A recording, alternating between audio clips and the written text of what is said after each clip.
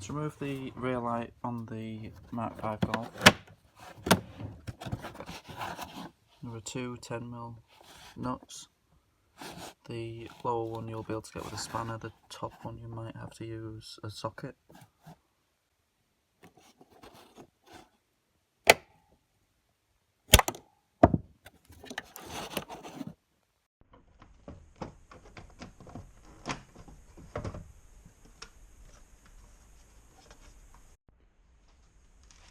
Remove the bulb holder by prying these tabs away.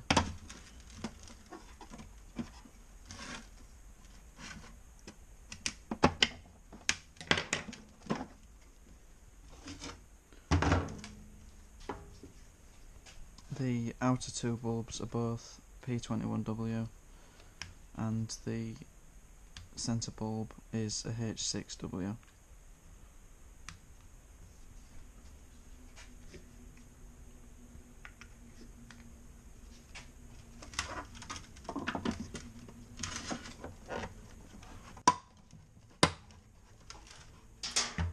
The reverse and fog light on the tailgate are both P21W bulbs as well. Remove the connector and twist clockwise.